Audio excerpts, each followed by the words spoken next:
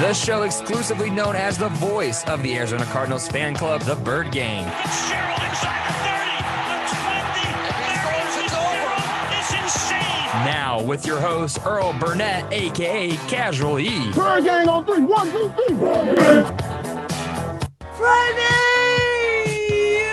Woo! Calling up Earl on the clock phone. Yes, it is Friday night, and you are in the Casual House, calling up Earl on a Friday. That's what Ice Cube said through that song. I love that song. You are in the Casual House. I am your host, Earl Burnett, a.k.a. Casual E. I am with my man, Felix Cruz, of course, a.k.a. Flex from Jersey.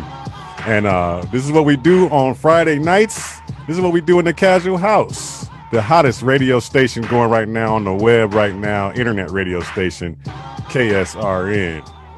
And this show is for the fan clubs out there, Suns Nation and Bird Gang, Cardinals and D-Back Nation, to all be engaged and get what they want out from their clubs. At the same time, we get you content as well. So you go ahead and follow us on our 4 major outlets on Facebook, Twitter, Instagram, and YouTube, all with the same tag, Kazual Sportz. That's Kazual, and the Z is at the end of the word sports.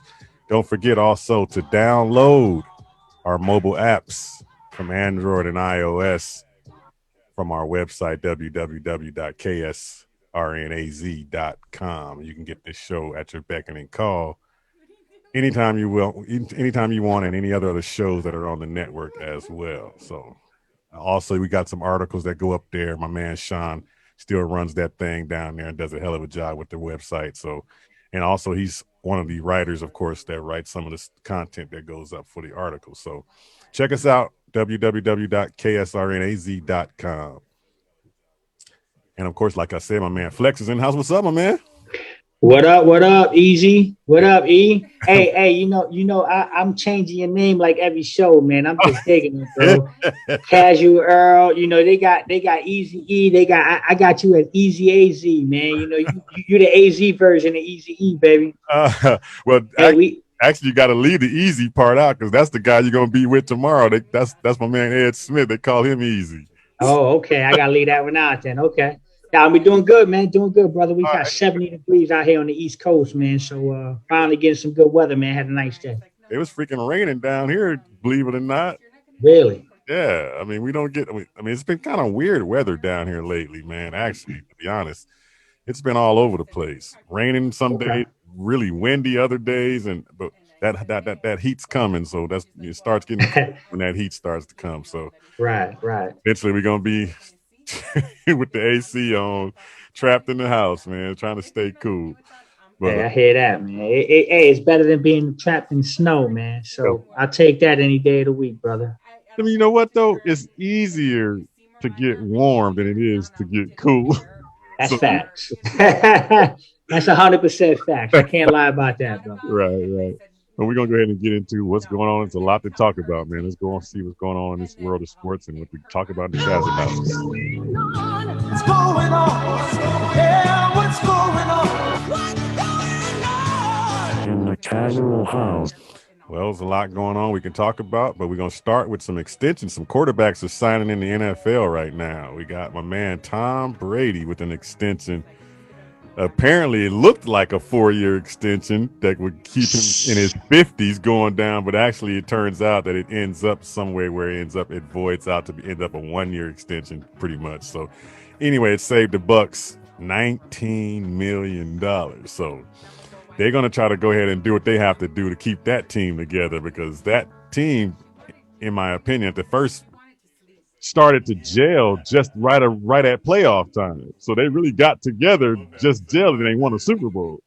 So you want to try to keep them together. They're going to try to keep them together as much as they can, and then go at another run at it, being a seasoned, well-oiled machine, which is going to be hard to stop. Yeah.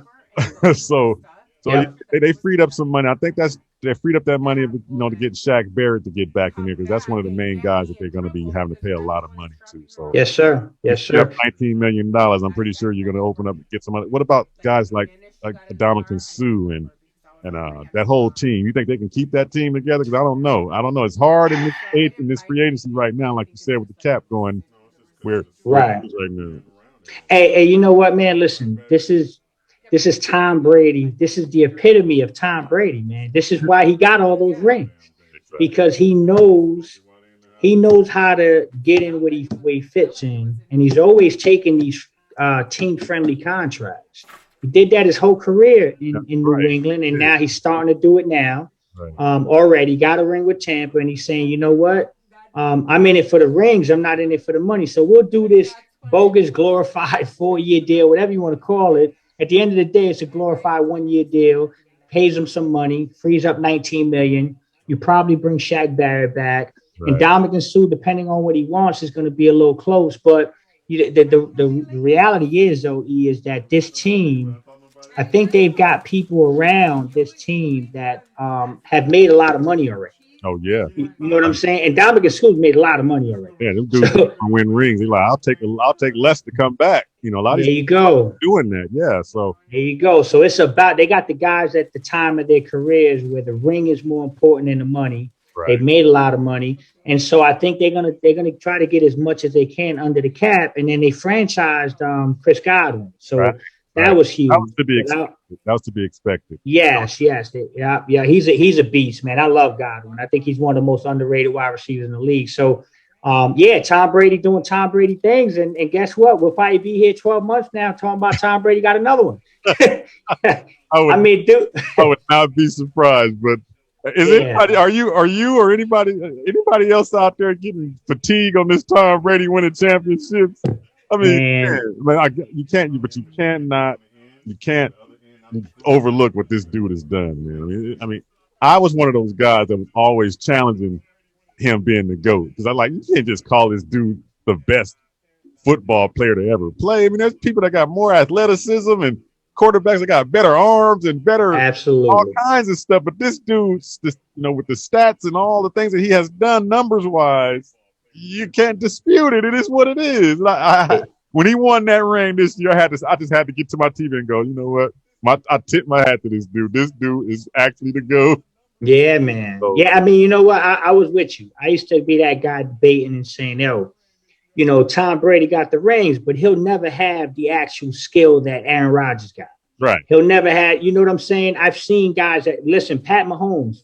Tom Brady will never be Pat Mahomes athletically with the arm and the stuff. But the intangibles, brother, the intangible. Let me tell you something.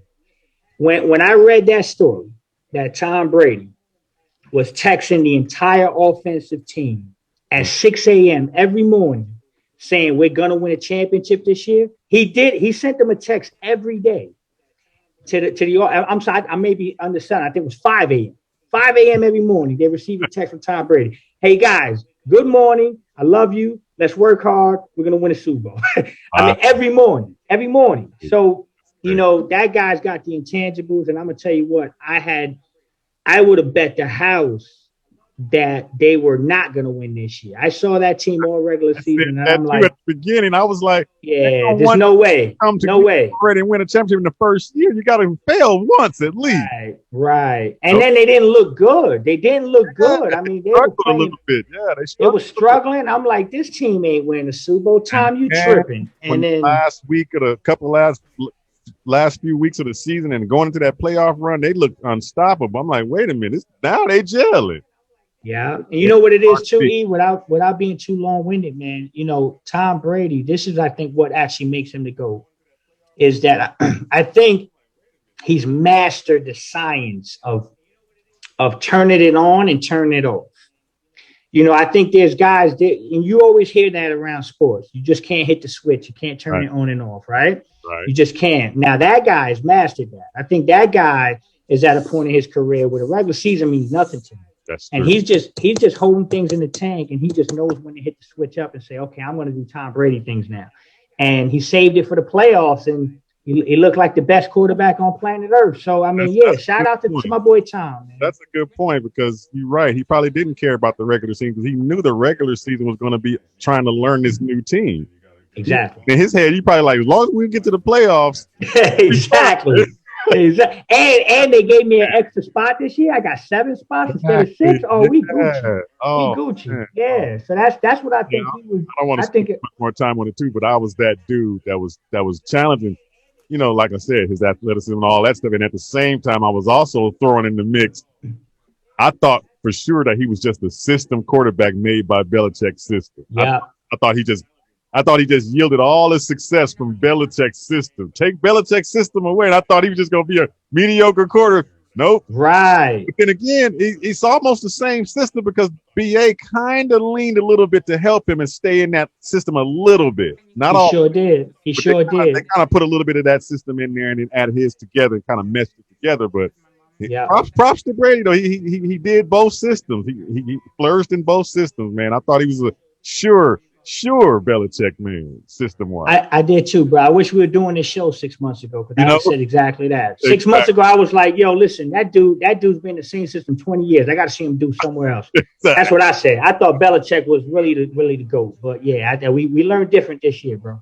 This dude loves football, man. Looks like he'll melt away when football ends or something.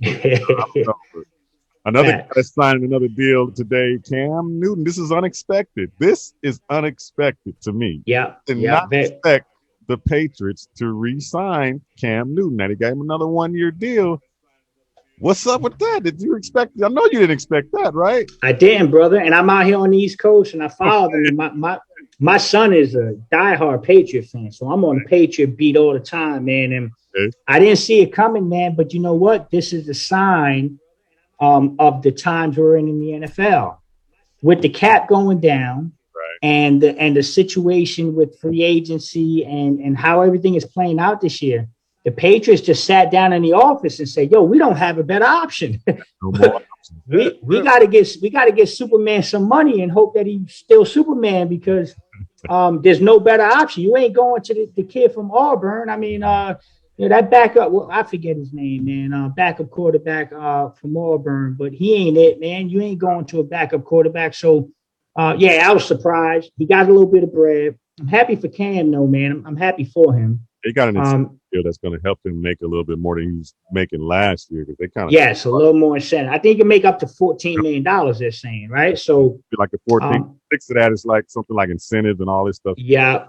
Yeah. So shout out to Cam. I didn't see it happening. I really didn't see it happening. But I kind of look at this like this from Belichick's perspective.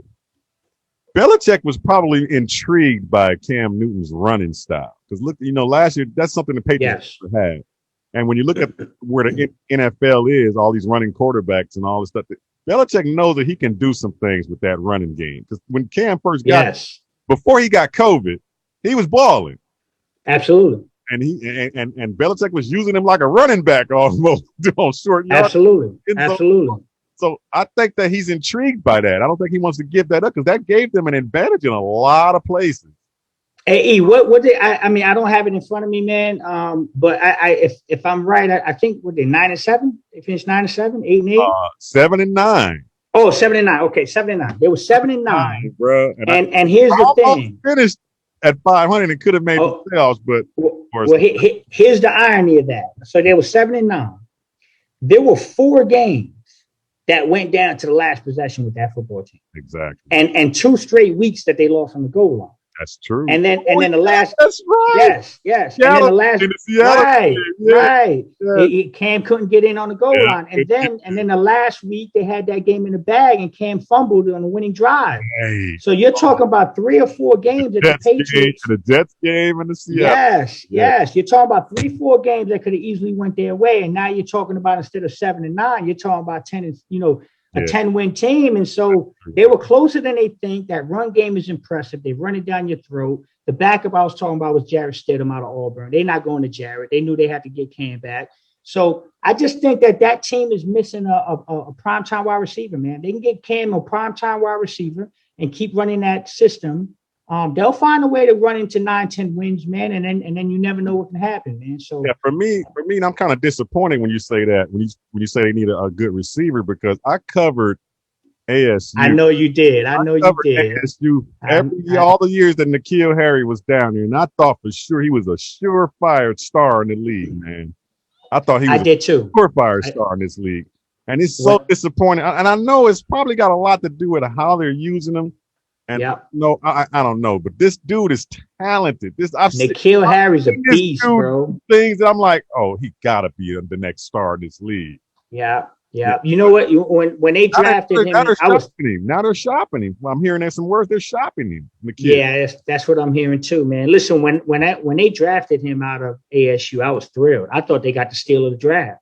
I love N'Keal Harry. Away from getting him, though. We were one pick away from getting him. They picked him right before us. I don't think we would have took him anyway that year anyway. Right. Nah, I think N'Keal's got talent, man. I mean, he dropped a couple balls. There was some plays where he slow start with the injuries. And he did. And I think if he gets with the right quarterback and the right system, and give him that same type of system he was in at ASU, almost. That spread out system, let him have that number one spot on the side and just let him go, because he was. Yeah. But college is different, of course. College is, you can dominate in college, but in NFL you can't.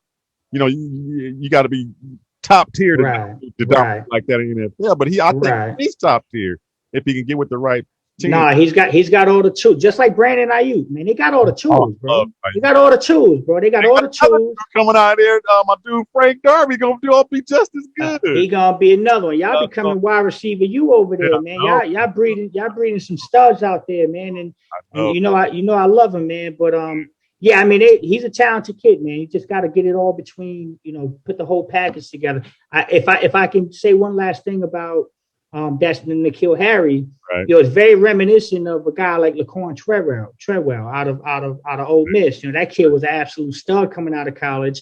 I thought he was a surefire, first round stud of coming in the NFL and break. And then for some reason, man, the system didn't work for him, and they just flame out. Wide receivers are very tricky in the NFL. It's a whole different game, man. And I'm that guy that'll say in a minute, quarterbacks make wide receivers. Absolutely. Now, there are a few that are just guys that are just, okay, now you put that guy on any team, he's going to be the star. And that's Jerry Rice type people like T.O. Right. Put them on any dang team, they're going to flourish. But sometimes, like we talked about last week, them Steeler receivers, them quarterbacks made that receiver. Absolutely. Burger made them receivers, Wallace and all them guys. So all them dudes. Sometimes, like you said, receivers can be fickle, man. It's like, man, you can get a receiver a dime a dozen and turn him into a star if you got a good quarterback.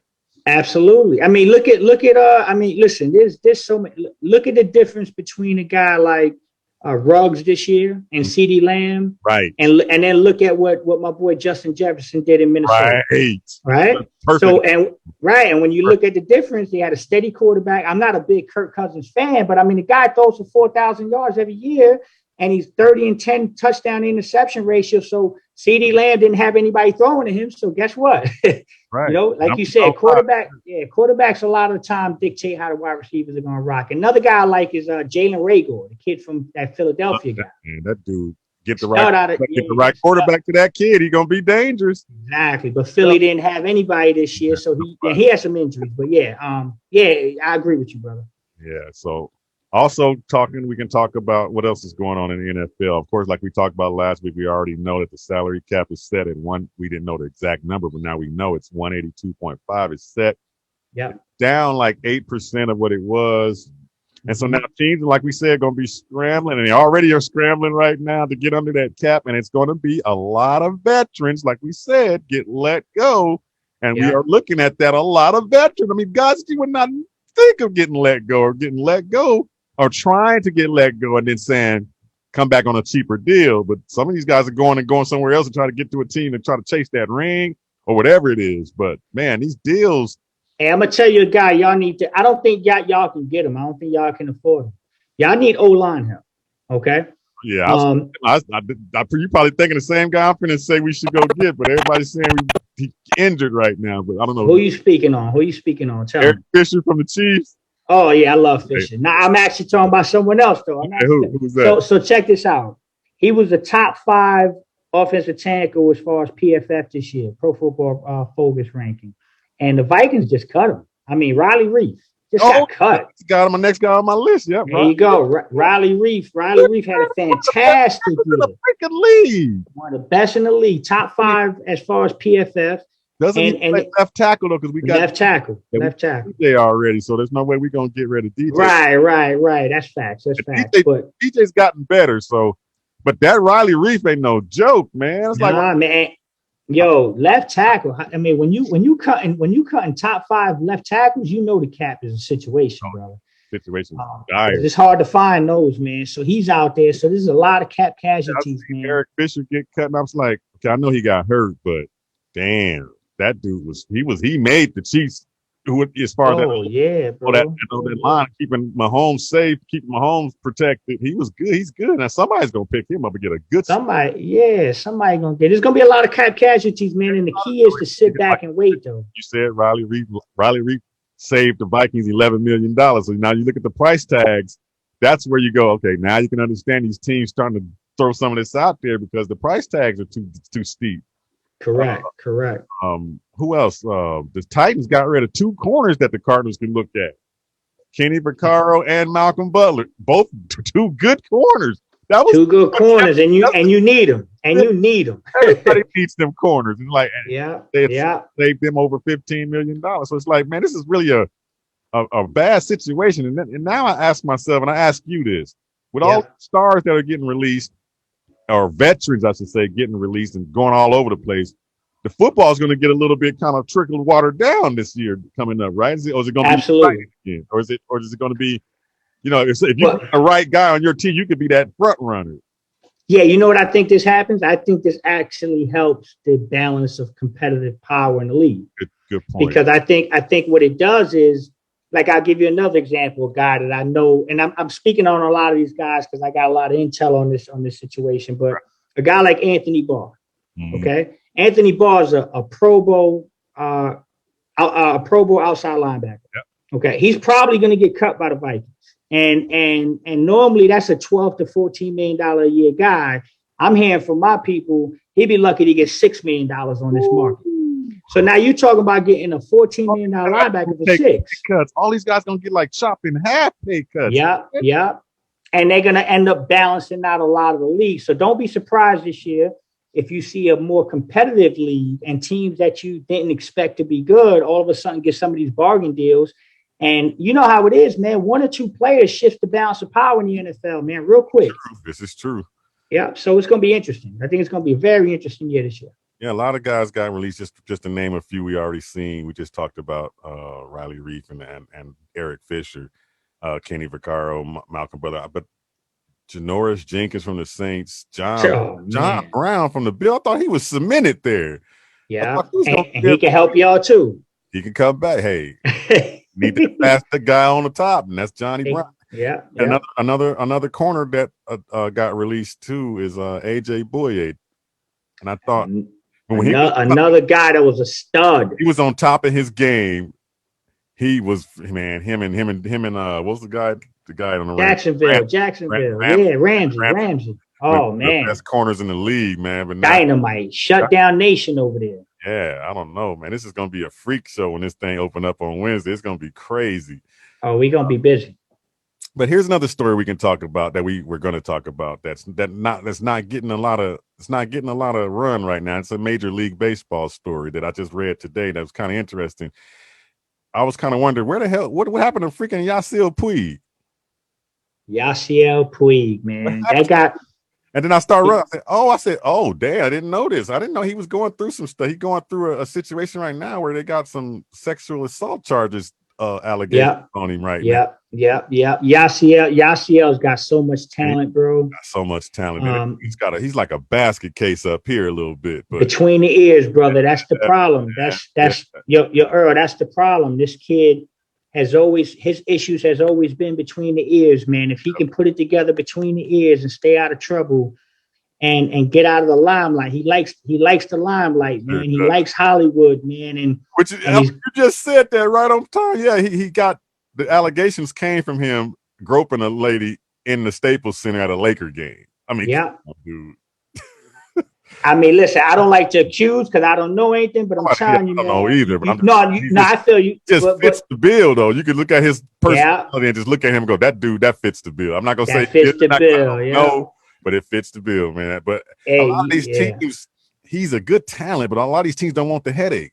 No, they don't. Diamondbacks, I'm going, man, as much help as we need, we could use a dude that can swing a bat like that dude, but I don't know. This team is too fragile to have a guy like that on it. There would be nobody on the team that can will him back in. You can't will him back in. He's not that type of dude. He's never been that type of dude. Exactly. And when you're playing with a team like the Dodgers and you got all that talent around you at one point, they couldn't reel him in.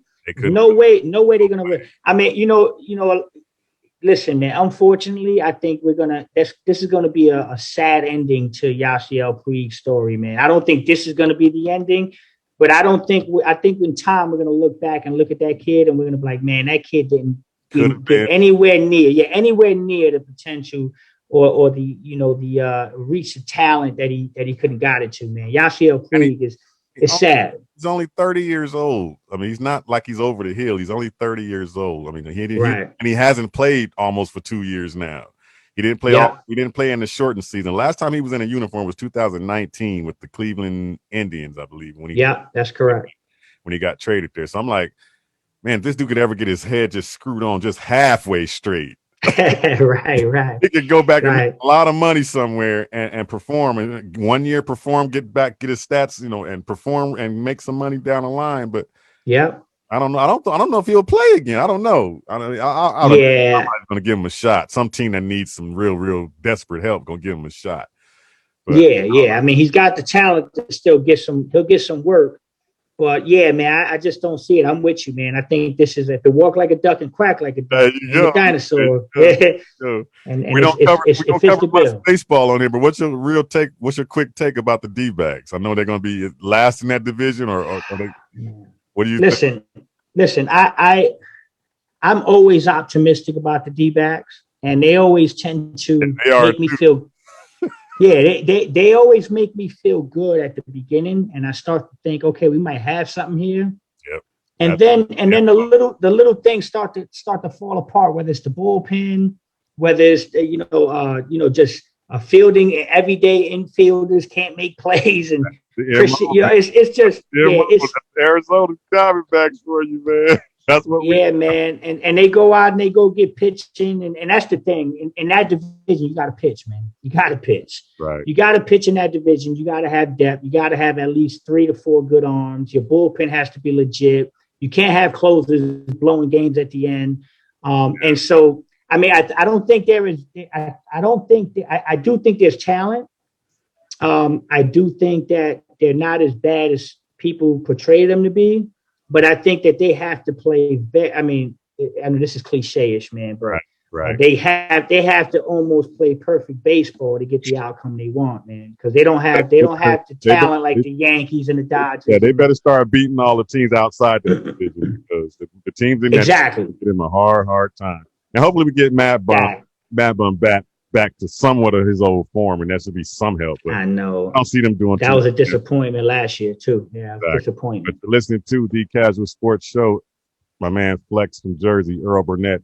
When we get back, we are going to talk about the Cardinals, and we're going to get into a little bit of course, what our Suns are doing. So y'all stick around. We'll be right back. Break. We're going to take a little break, but we'll be back in a while. So, don't nobody go nowhere.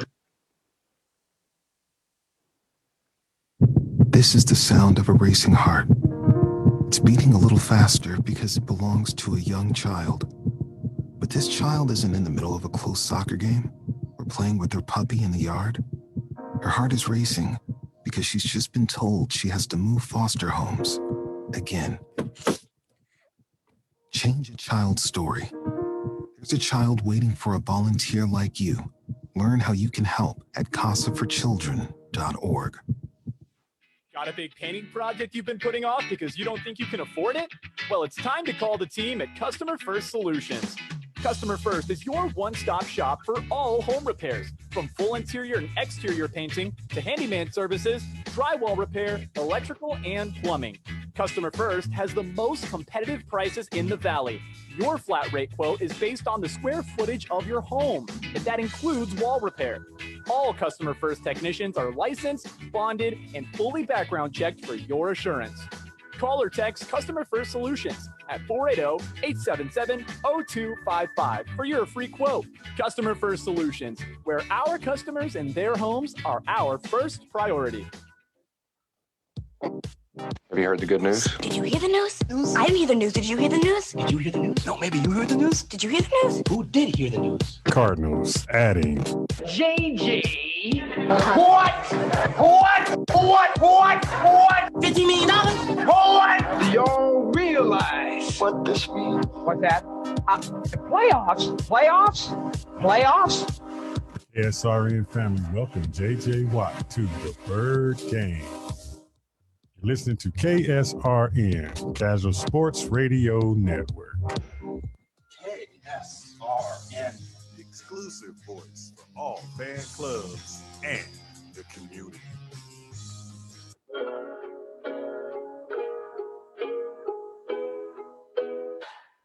This is Cliff Kingsbury, and you're listening to the second best sounding voice in the Valley, Kazual E, on the Kazual Sportz Show here on KSRN, Arizona.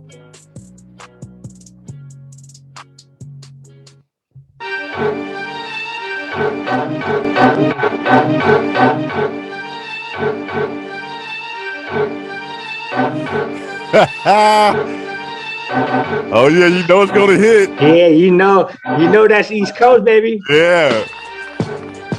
That's that Food Black Rob for you right there. That's your stuff. Oh, that's my stuff, baby. Whoa. Welcome back into the Kazual House. Earl Burnett, my man flexing this East Coast stuff here right here on some Black Rob coming back from the break. This is one of our songs. We always had this song, man. One of the dopest beats probably ever made, man.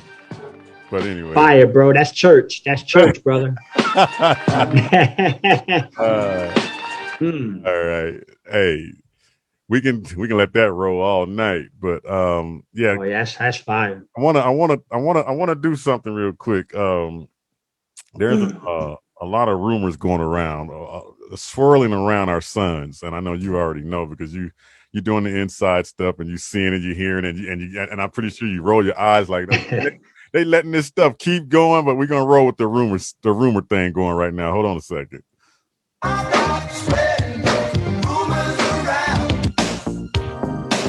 We got a lot of rumors going down, man. The first one I want to talk about, they got PJ Tucker being a Sun again, and I don't see that happening. That's just me. I don't see the roster spot fitting him in what we have already, adding him to what we have already. So I should say, right. So PJ Tucker in your eyes is just a rumor, right? It's not that can't happen. It's a rumor right now. It's a rumor right now. But hey, the key word is right now. Right now. Exactly. right now. Because go ahead. I'm sorry. No, you good. You good. No, what I will say is this. There is some intrigue with PJ. And it's a lot from PJ's camp. Okay. If I'm gonna be fully transparent, PJ would love to come back, and I think that's not a surprise to anybody. I'm pretty sure he would. Yeah, it's not a surprise to anybody, but I think the Suns are in a spot, man, that they just gotta wait. There's just a lot of things going on behind the scenes, and if you pull the trigger too quick, you put yourself behind the eight ball.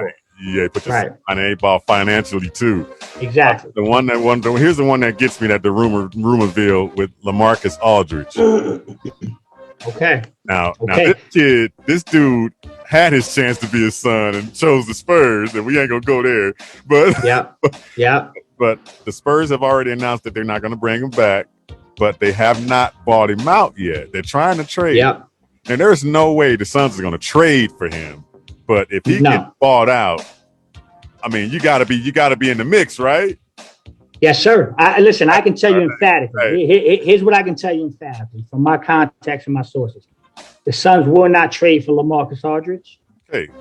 There aren't many options for the Spurs with LaMarcus Aldridge. They're trying really hard. I think from my contacts in the league office and around New York and around the situation, I think ultimately they're going to have to end up just buying him out. I just don't see a trade scenario. And I will tell you this, there is mutual interest from both angles. There is absolutely. I would imagine it has LaMarcus. It has to be because.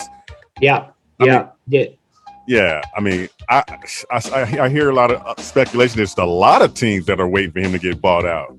Because no team in the right mind is gonna trade for him. I mean, they know that the inevitable is going to be him getting bought out, and then they're going to you know, save all their cash on him, or you know, save all the on his contract. So I see the Celtics can be a good fit for him. I see any East team right now, Miami, Celtics, all these East teams are probably clamoring over to fit, you know, to get him. Hey, watch out for Portland again.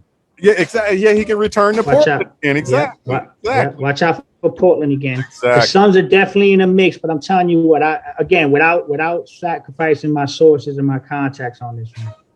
Hey, Flex, I'm just gonna say this, right now, where if one of these good big men go to one of these West teams, could flip things in that direction, to that team's direction. And listen, and the Suns know that. Yeah, exactly. If an Aldridge ends up at the Clippers or the Lakers or somebody like that, you know, now we got to deal with that. Yeah, and I think that's part of the Suns' intrigue. I think the Suns are playing chess, not checkers. Right. You know, and it's important to understand that they're sitting here saying, okay, there's a lot of variables here. Obviously, what I'm going to say is not a surprise to anybody. There's a huge connection with Monty Williams. Of course. Going back to Portland and even his time with San Antonio. Absolutely.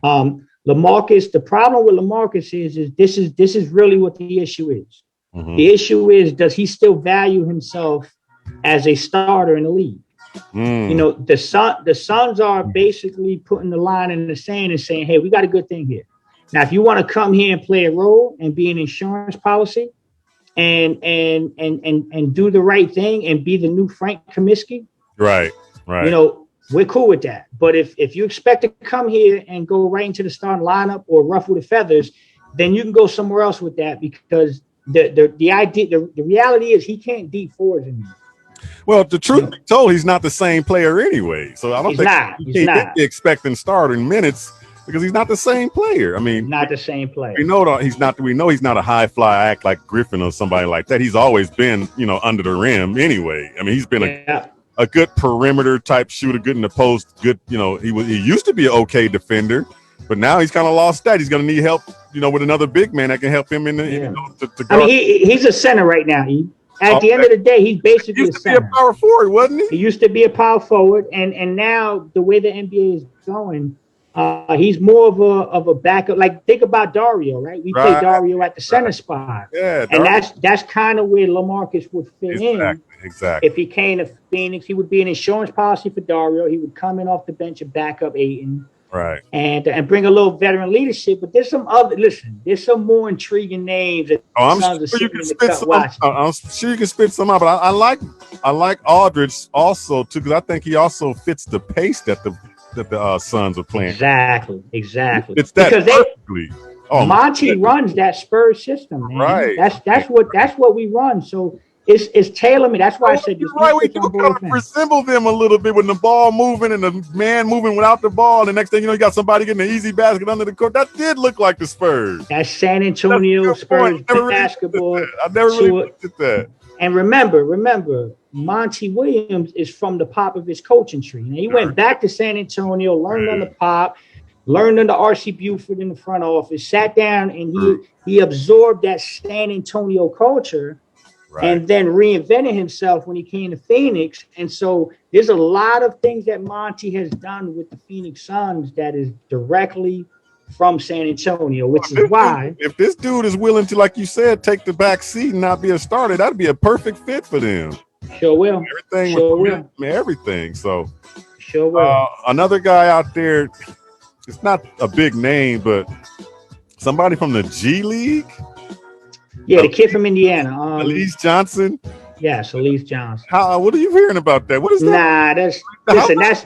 How's that fit the Suns? I mean, we don't. That's due diligence. That's just due diligence stuff. Right. You know, right now the Suns are looking at if they can get their hands on a guy that can go into their player development thing. Okay. You know, just think when you talk about Elise Johnson, you're starting to think about somebody that the Suns think they can mold into the next. You know, Chris. He's a 6'7" guy that rebounds bigger than his size. Okay. But we got a bunch of 6'7" guys. You know what I mean? Man, right.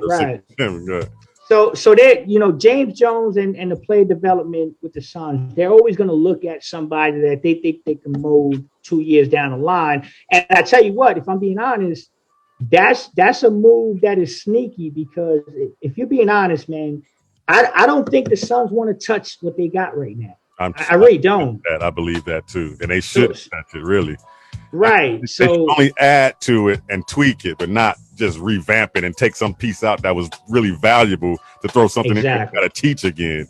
So you throw something in there that can just kind of roll with the punches. And I think the perfect fit, by playing for Monty at one point, knowing the system and slowing that, you can throw that guy right in there. He'll know what's going on.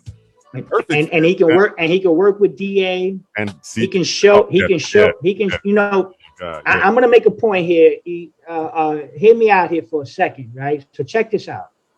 Everybody wants DA to be more aggressive, right? We all want that. We want him to dunk the ball, rip down the rim, all that stuff, right? Mm-hmm. But at his core, DA is a perimeter-based big. That's the way he's always played. He wants to live in the mid-range.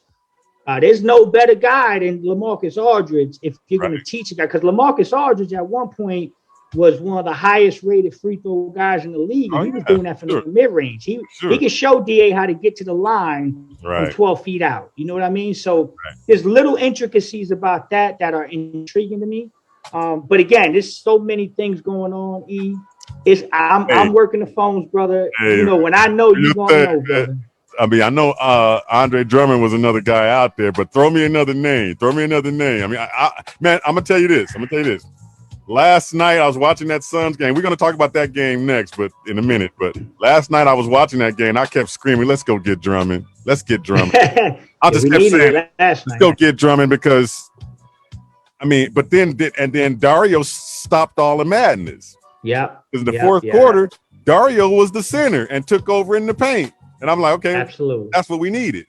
So absolutely. Anyway, throw me another name. I mean, listen, we talked about him last week. I think JaVale is a guy that you definitely got to. You definitely got to keep your eye on JaVale. That's got some legs to it. Yes. The Drummond thing. Listen, the Drummond thing.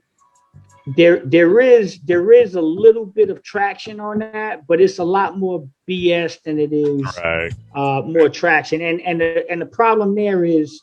With Aldridge, and I would love Drummond. Don't get me wrong. I would love Drummond. I mean, you're talking about a guy. Yeah, you're talking about a guy that gets 15 boards a game, brother. You can't turn that about down. Another guy that can teach DA some stuff. You talk about the paint. Yeah, man. And the problem is though, here's the problem with that is that not only can he teach DA some stuff, he can hinder DA in a lot of ways. Like he could come in and really change DA's projection in a good or bad way. So. When you make that move, you got it. Yeah, you got to be ready for the results if you make that move. Yeah, we're gonna be talking when we do the Suns podcast. We'll definitely get some more names and stuff from you, because I don't want to, like I said. Yeah, I got a list of stuff, man. Yeah, we'll leave that for then. But I want to talk a little bit about last night's game, and. I was looking at Monty. I'm going, Monty is not that type of coach that's going to just cater to a star and just say, I'm going to play you just because of your name. This dude is seeing what I'm seeing. I can't say, I mean, maybe it's just me, but when he held DA out of that whole fourth quarter and played Dario, I'm going, he's going after he wants to keep this team winning. He wants, and at the same time, he wants to show DA, you got to get to this level in order for us to play you in crunch minutes, in crunch time games. And I love that move. I love that move when he did not have him back on the court and Dario held it down the whole fourth quarter. That's why I think we need another big like a Drummond or like a JaVale or somebody, because somebody's going to have to come in and show him how to play that game down the stretch, because I saw D Book getting a little bit frustrated with him in that game last night. He was telling him to roll harder. Listen, roll harder. He was really demonstrative, and he was really getting up in him. I'm like, okay.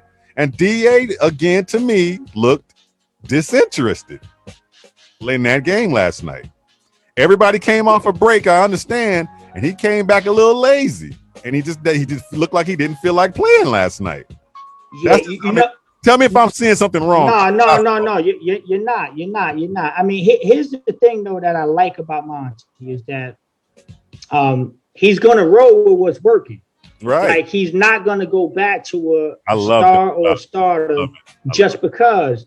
And we've seen him do it. If we're going to be honest, we've seen him do it with Book and CP. Just recently, we won a game with 5 dudes on the court, and Book and CP were just watching. Right. They're like, "Yo, roll with the bench mob." Yep. We talked about that, I think, on the pod. Yep. So, listen, DA was getting really worked on the boards last night. Early. They were getting second and third chances. I think he was intimidated a little bit by Cantor, man. I don't know why. I got a feeling. I mean, everybody's talked about, like you said earlier, his aggressiveness and all that stuff. I don't think that's his problem. Okay. Wait a minute. You don't think his problem is aggressive because I could care less if DA dunked the ball or not. I mean, I would love to see him dunk it more on somebody's head. Yes. Yeah. But my thing, what I see from him and what I gather what his issue is, DA's issue is awareness. That's what his issue is. I watch him play this game and I go, I put myself in a center's body, and I played basketball in high school, and I knew every position because I had to play guard, so I knew every position. And I'm going, I know it as a center what he's supposed to be doing. And when I'm watching them on my couch, I'm going, roll. I'm screaming out everything. Roll, turn your back, go hard, dude. And I'm screaming out everything he should be doing. Yeah. And I'm telling you, dude, I'm like, okay, man, this cat's awareness is just of the game. I don't think he's learned this game yet. He hasn't. That's the problem. That's the problem. You said about that last week about him still learning. I think you're right. I think it's aware. He needs to know where to be at the right time. And should I go left? Should I go right? Should my depth on this turn be angle? Should it be angle? Should I throw hard? Right. He doesn't know. And it's time if he rolls hard and just turns and pivots and puts a man on his back, and he'll be right at the rim when CP3 comes off that pick and roll. And I'm going, just turn and pivot and put that guy on your back. You're taller than he is. And he doesn't know how to pick it. I think it's all awareness, dude. He doesn't know the basketball one-on-one stuff yet, or the basketball IQ. IQ, let me just put it that way. He is not there yet. And no, he's not there yet. He's a veteran. And you know what? He needs a veteran that can come in like a Drummond, that can show him like a Aldridge, that can show him footwork and all that stuff, because that's what it's all about. Yeah, you know what? Listen, man, I played the game. I coached the game. The thing is, sometimes you see guys get caught up and they're thinking basketball and not playing basketball. That's true. And last night, when I looked at the tape last night, it looked like DA was thinking about what he needed to do as opposed to just doing. Right. You know, and then when you got a guy like a savvy vet like Kantner, that knows how to use his body, right, and plays low to the ground. He's not an athletic dude, but he just knows how to position himself and do certain things in the game. I think DA tends to overthink things, and he's still learning. He's 22, man. I gotta say this, man. I told you, I love DA. I do. I think DA's got the You're talent. the apologist. I know you're the apologist. No, listen. I think he's got the talent. He's got the talent to be the best center in basketball in a couple of years. I really do. But we're gonna have to. There's gonna be these nights. That's what I'm saying. There's gonna be these nights. I get it. Yeah, there's gonna be these nights. But I tell you what, I did like. I like the fact that the 22-year-old number 1 overall pick is being sat out for the last 16 minutes by his coach, and he's the first guy up on the bench celebrating. Yeah, celebrating. Right? It's good. So there's no sulking. He ain't sulking. Yeah. There's no sulking. Is saying, "Yo, you're the better guy tonight. I'll try to be better tomorrow." Right. And that's what we see from DA. Now you might see him tomorrow against Indiana do 20 and 15, and it's like, okay. Well, that's just how it goes with him. That's how it goes, man. It's up and down, but he's 22. And he still averages a double-double. He's 4th in the league in rebounding with the second best team in basketball. Yeah, and I hear that. Man. I hear that, and I go, that's the exact truth, man. There's nothing that you can do about it. There's nothing you can do about it. Nothing you can do about it. That's like trying to tell a teenager to be an adult. You can't do it. So can't do it. But at the same time, I look at it going, man, we're the second best team in the league, and he's playing like that. Do you imagine what we would look like if he was dominant? Can you imagine what I'm saying, E? That's what I'm saying, E. When he gets this thing, can you imagine what this team? My goodness. When he gets it, it's scary. And when Mikel, I put out a tweet last night. I put out a picture of Scottie Pippen, and in the tweet I said, when I see Mikel, this is who I see. Yeah. I see Scottie. I see a young Scottie Pippen, man. I remember him. Scottie Pippen from this. Yeah, I like that too. A young Scottie. Scottie. But I also can see a guy that is the key piece of a team that does all the dirty work and does all the grunt work and all the Can I throw a name at you? Like a Robert Horry type. Okay. But a more athletic Robert Horry. I love it. Horry shot a lot of threes, but he was the core piece of all those championship teams he was on. He was a core piece doing what Mikel is doing right now for the Suns. Yeah. Hey, you're me and you in the same timeline. I'm gonna throw a name at you. I'm gonna go back to a little squad that you will remember. Okay, being a West Coast dude, you remember that really good Sacramento Kings team. Oh, yeah. Mike Bibby, Chris Webber, Lottie Divac, right? Okay, Ito Turkoglu, Peja Stojakovic, right? That team should have won a couple championships, right? Right. But now let me ask you something. There was a guy in the starting lineup on that team that was the glue guy for about 5 years that did all the dirty work. He defended Kobe. He defended all the studs. You talking about my man? Who am I talking about? I'm talking about Doug Christie. Man was tight. He was dope. Okay. That's who Mikal Bridges is to this basketball team. That Sacramento team is not that good without Doug Christie. Right. Now I think Mikal is leaps and bounds better than Doug Christie. But that's the type of impact I think Mikal could have on his basketball team. And I think again, he reminds me of a young Scottie Pippen. He's just got all the intangibles, and I'm saying that to say this: Book's 24, Mikal's 24, Cam's 25, Ayton's 22, Jalen Smith is 20, Dario's 26. Come on, man. When these dudes are in their 25, 26, 27, 28, and they all got it together, and DA knows how to, man, come on, this team could be extremely scary, man. So let them take their lumps. They're taking their lumps, and they're the second best team in basketball. Let me ask you this, though, Flex, though. In today's world of sports, do we have time? Do we have time for those young kids to stay together? Because everybody's contracts come and go, and everybody ready to dip, when contracts are up, or money's not right. Somebody's going to offer me more money, I'm gone. So do we have time for these guys to stay together? Ironically, man, I'm gonna be honest with you, and this isn't Flex being a home. Ironically, I think we put the things in motion to have sustained success.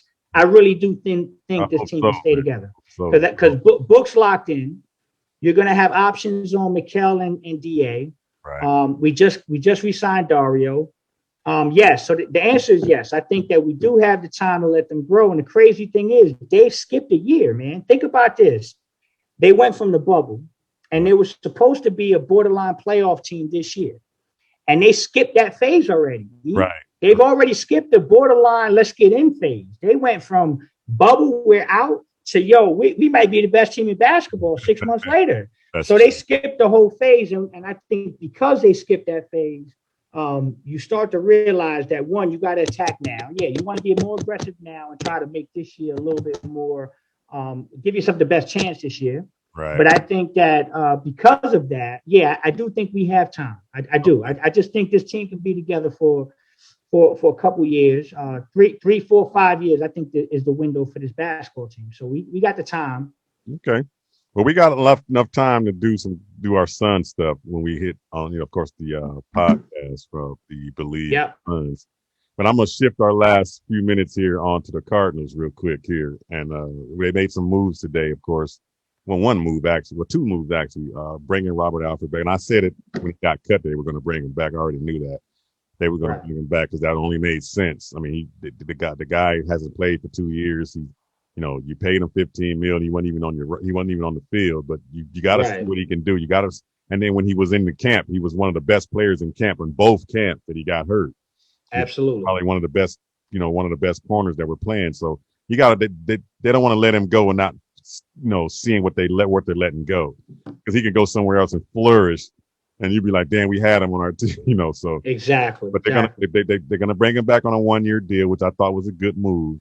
And that's got to be saying that Patrick Peterson's on his way out. It has to be kind of leaning toward that. And I think that's where we're headed anyway, because on his podcast, you can hear him say certain things like he want to get with another team that got a quarterback and blah, blah, blah. So in other words, Kansas City Chiefs and the Bucks are probably the teams he's looking at, that he'll probably end up on one of those two teams. Because you look at BA and then you got his homie Tyrann Mathieu. So, I look at Patrick Peterson, I'm going, yeah, it was a good run, but it's been I thought last year he should have been gone, but here we are. And the writer's been on the wall for how long now, man? Like he's been poking at the bear for about 2-3 years, man. I mean, it's time, brother. It's time. I think it's time. So we're going to be needing a number one corner, and there's a corner out there that I thought we should have traded for at the deadline last year, and that was Stephon Gilmore from the Patriots. I knew you were gonna go. Man, I still think we should go after him, even though he's hurt right now. I know that everybody think he's going to be not the same because he's coming back off an injury, and it takes a while for you to come back off of that type of injury. But don't discount Bill Belichick wheeling and dealing that dude away, and you might be able to get a good deal for that dude. Absolutely. So I love him. And I love him. Man, that's a dog right there, man. Dog. And cerebral too. I mean, you're talking about a guy that is a class act. Right. Great guy to have in your locker room. Great guy in the community. Yeah. I mean, when you talk about cerebral cornerbacks, I mean, this is a guy you can put in the room. And I mean, he knows everything and anything about every wide receiver he's matching up with. He's a pro's pro. That's a guy. Yeah, that's a guy that I don't even blink. I don't think twice. If I can get my hands on Gilmore, I was screaming we should have made that dang trade. But I'm hoping that we can package something. But then again, to get him, we got to give away something. So I don't know what y'all problem is, E. The problem with y'all right now, and I'm gonna tell y'all what I would want the Cardinals to do. The problem with y'all is your draft capital is not good. You only got 5 picks in this draft. You got a 1, 3, 1, 2, 3, 5, and a 7. Yeah. I'm a big believer in you build right. You build championship teams in the draft, man. And so if I were y'all, I'll be packaging 16 to move back and get another pick. I'll be packaging that pick again to move back and get another pick. I want to end this draft with 9 to 10 draft picks at the end of the day for Arizona. So that's the thing. If you're going to go get Gilmore, that's what Belichick's going to want. He's going to want a plethora of picks. Right, and y'all ain't got it, man. So that's where we hit the bump in the road there. Yeah, that's true. That's true. Maybe we can give him something he don't have, like a running back, and maybe just package Drake in there with it. But let me do this real quick because we still got Cardinals got a lot of free agents that are coming up, and we got a lot of stuff we want to know. I'm trying to figure out if we should keep and we should not keep. We only got a few minutes, so you know the movie The Water Boy, right? Yes, sir. Of course. when Red Boy U in the beginning says, "Cut his ass." Yeah. I got that as one of my cuts. Oh, you got it as a drop, huh? Yes, but I want to play it, and you tell me if we should keep this guy or not, or we should cut this person. Oh, let's do it. All right. So Dan Arnold at tight end. Keep him. Yes, I believe we should keep him because right now tight end is not dire right now. We don't need a tight end that desperate right now. Kenyon Drake.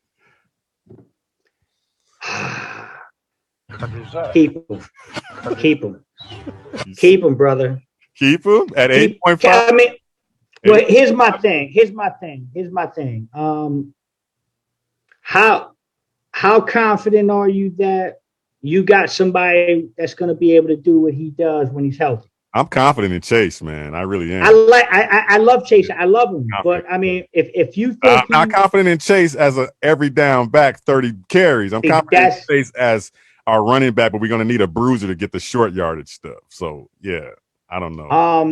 The only reason why I say keep is because this is becoming a league that you need 2 backs at all times. Just need 2. That's right. And if you get rid of one, that's where I know 8.5 is a big number, but if you get rid of one, 2 at the same time, though, running backs are a dime a dozen, and right now you don't want to overpay for running backs either. because facts. sometimes when you overpay for them, they wear out on you, and you end up with this. They just do. I don't know why that position, except Derrick Henry, that dude just keeps going. But that guy keeps going. Here's another name that I want to do. Kelvin Beachum, tackle. Keep him. Keep him. You can't. You got to keep that old line is struggling, man. If you got if you got somebody that can we're going to probably end up losing him because somebody's going to pay him what he's worth now because they saw what he did last year. They're going to want to pay him more, and we probably won't be able to match it. Here's another guy, J.R. Sweezy. Cut him. Yeah, he's gone, man. Gone City. He was one of the worst guards in the league last year. Gone City, brother. I mean, that's the guy you want to replace. That's the guy you definitely want to replace. Here's a good one for you.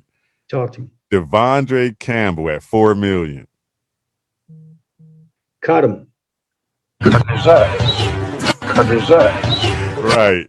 And we just talked about how this new cap, $4 million is a big number, man. You know why you cut that dude too? You saved that $4 million, one thing, and you got to give that spot that's ready for your rookie that was there last year to be better now. That's his spot. Absolutely. That's Isaiah Simmons' spot. That it's time for him to grow up. It's time for Isaiah Simmons to get absolutely. Hey, this is your spot now, dude. You got to flourish in it. Let's go. You got to do it. That's exactly the idea. That dude's out the way. We're gonna get our $4 million. You're gonna save us that $4 million. This is your spot now. Take it and own it. Absolutely. So, couldn't agree more. Here's another name, Dennis Gardeck. What's his number? What's his number? I don't have his number. I'm saying I don't have his cap number in front of me. $750,000, but they can tender him and give him a little bit more than that. Yeah, I'm keeping. Yeah, you keep that dude. At the same time, more depth. Behind more depth. Yeah, absolutely. So I'm gonna keep him too. Yeah, if you get at that spot at that number, you keeping that. Right. You got to keep that. Hey, what about this one? I know the answer to this one. Drake Kirkpatrick. Oh my God! Cut City, baby. Just don't even play the drop. We'll go pack the bags for him, bro. Yeah, he was just a stopgap guy anyway. We already knew that. Here's another guy. Do we cut Andy Lee? Now that's a tricky one for me because I'm like Andy Lee when he was good. Oh, he was a good special teams guy that would flip that field position for you perfectly. And that's huge, man. And that is huge in this game. That is huge in this game. But he has not been the same the last year. I don't know if it was the Zane Gonzalez thing rubbing off on him or something. And I don't know. Yeah, because the special teams had a bad year last year, bro. Yes. So you know what? What else is out there that's you're not gonna draft no punter and kick. No. Man, that's a tough one, man. That's a position that is, that is a tough. What's his number? What's his cap number? I'm not even sure. I haven't. Yeah, you know what? I'm gonna without knowing his cap number, I'm gonna say you keep him. Keep him for now, yeah. Yeah, you keep him because you just don't know what's out there, brother. And the grass ain't always green on the other side with them kickers. They got different psyche, man. They real psyche based, bro. So okay, here's another one for you. We already talked about it a little bit last week, but Larry Fitzgerald at $11 million. Oh hell no, I ain't paying that. Hey, listen, I love Fitzy, man, but I'm telling you right now, if it's for 11, literally gonna say, hey, not for 11 mil, brother. Not in this NFL. You know what? I really got a feeling that's what's holding everything up with this dude right now. I really think that's it. I think that's got everything to do with it. Larry's never been about. Larry's always been that diva dude that as long as he had that big payday and that, and they didn't touch his money and everything was cool with him, he was that, I'm loyal, I'll stay cool. He could be shopping in his head somewhere else to go to try to get that 11 million again. He's not getting 11. I'm telling you though, this is just my feeling. He's coming back. He's coming back. I think he's coming back, but will he come back a Cardinal? He's coming back a Cardinal, and not at 11. And I'm telling you, I just think that Larry's at a part of his career, and this just may be me. Just some people I've had discussions with that, no Larry. This isn't football conversation. This is just casual talk. Right. Larry just has persona thing in Arizona, man. He just does. He just does. He's a legend out there, man. I just really believe it's important to him. I'll tell you one thing. Devin Booker wants to finish his career as a Phoenix Sun. You know why? Because Devin Booker looked up to Kobe Bryant. And that 20-year thing in one spot is some. And I just feel like Larry's cut from that cloth, man. Larry doesn't want to go somewhere else. I feel like he's going to come back. I feel like he's going to come back at about 4.5, 5. Remember I said that. Just write that down. I say 4.5, 5. Larry's coming back. All right. Well, you're listening to the Kazual Sportz Show. This is another hour going by so fast, but here's another thing that went down. My co-host from this show before, Sean McConnell, and I, he used to get on me about trying to get Dez Bryant on this team a year ago, 2 years ago. And now Dez Bryant has been said he wants to come here now all of a sudden. And now I'm like, it's a little too late. We don't need this Dez Bryant. I don't want that Dez Bryant. Like, get out of here. We already got an old dude that we trying to bring back. Yeah, let's worry about Fitz first, and then we can worry about Dez. Kazual Sportz Show, my man Flex, man. Thanks again, and we just rolling, bro. We rolling. We off and going, man. I love it, my brother. We'll check you guys out next time. Don't forget to download the mobile apps on the website www.ksrnaz.com, and we'll catch you on the podcast next. Earl Burnett from Flex. Peace out.